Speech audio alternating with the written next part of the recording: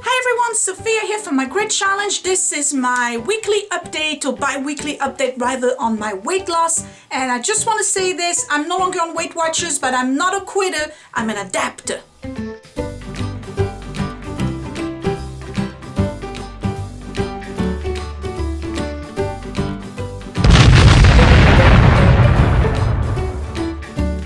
Okay, so for those of you who've been watching my channel for a while and know I'm back on Weight Watchers, you know I've been struggling the entire month of January. I just don't like the new point system. I just don't. All of the foods that I was able to eat on the previous system are now double the points or 2 points extra, whatever, and I was really having a hard time trying to find alternative foods, and it's just the counting. You constantly have to count. I just wasn't doing well at all. So the bottom line is that the last time I saw you guys, I was at 174, something like this, and then I regained 3 pounds because I just wasn't into it anymore. So when I reached back 177, I said, this is it, I'm done. I am done with Weight Watchers. Weight Watchers is not working for me this time around. Now, sometimes you've had great success with certain diets and then you do them again and they just don't work. I give you an example.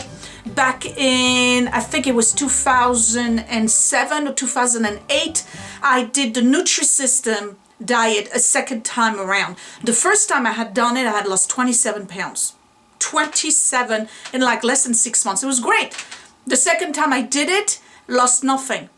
And I did it exactly the way I was supposed to. I lost nothing. So sometimes you do the same diet and your body just doesn't react the same way. But there's one diet out there that I know is foolproof and I have consistently lost weight on it. And it's summer size. So I'm going to give you a little bit of information about it. I do encourage you to read the book. I put the link down below.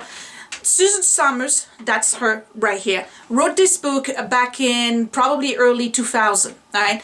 And I did that diet after I had my first child. I had gained 60 pounds during my first pregnancy. All right, so I had started at 159 something.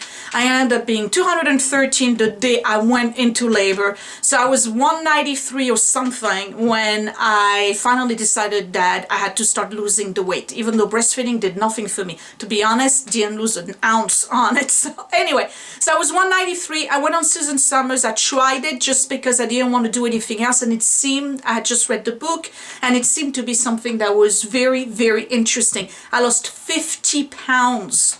50 of the 60 I had gained on Suzanne Somers, and I had started I think in September and I did it up to April or May. So I went from 193 to 143. It was great and I felt great. I didn't feel tired. I wasn't losing my hair. My skin was beautiful and I really enjoyed it. I had no problem doing this diet. Then over the years, you know, you get another pregnancy, you regain the weight, whatever. I don't know why I didn't go back to it, but I am back on it now. Okay, so let me, before I tell you how much I lost, because I've been doing it for a week, I'm going to give you a little bit of information on it. So first of all, it's about food combination. All right, I give you an example. Fruits and or starches, let's say potato. All right, a potato gets into your stomach, and I don't know the exact number, but let's just say it takes about 2 hours to digest. All right, if you digest the food, your stomach will empty out, it will pass through the intestine, and then you're done with it. Okay. If you eat potatoes with a steak will take 4 to 5 hours to digest. So what happens is that your stomach is still digesting, your potatoes are staying in your stomach for the entire time remaining for the steak to basically digest, all right? So what happens is that your carbohydrate, the potato, or even the fruit if you had some, is going to stay in there, and basically it's going to ferment. And fermentation means sugar.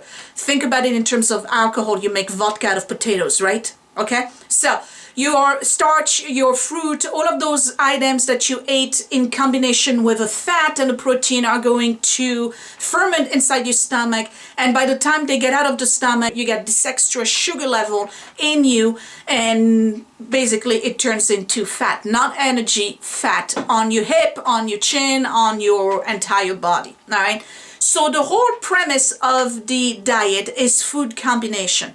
So I'm going to go slow. Take a pen and paper if you don't plan on reading the book, but you still want to take some notes. It's that simple. Seriously. You can only eat proteins with fat. So you can have steak, you can have chicken with the skin, you can have cheese over it, you can have butter over it, but you cannot have a sugar or a carbohydrate with a protein fat meal.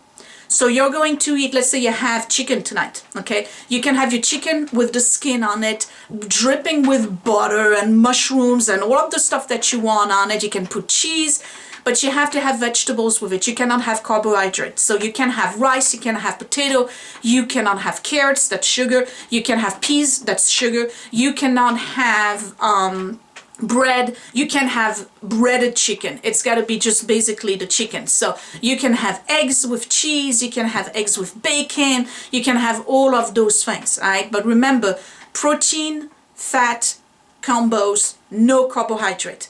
If you're going to have a carbohydrate, it's recommended that you get, of course, a whole wheat. So you will get a whole wheat pasta, for instance. But you can't have fat with it, and you cannot have sugar either. So you have to look at the content, the ingredients of your tomato sauce. You have to get tomato sauce that's sugar-free. 0 sugar in the tomato sauce, all right? So you'll have a carbohydrate meal. You can have a plate of whole wheat pasta with a sugar-free tomato sauce, but you got to put fat-free cheese over it, because you cannot have a carbohydrate combined with a fat, because cheese is fat, okay? So carbohydrate you can have with fat-free stuff, no sugar, and you can have all the vegetables you want. You can have a salad, but it's got to be fat-free salad dressing and no sugar in it, okay? Remember that. So here it is. That's basically the combo. Fruits, you can eat on an empty stomach. It takes about an hour for your fruit to get digested. So you can start the day with fruit, except for bananas, because that's what she calls a funky fruit. A banana's got carbohydrate in it. So you can have fruit as long as it's on empty stomach, and then an hour later, then you can have your meal.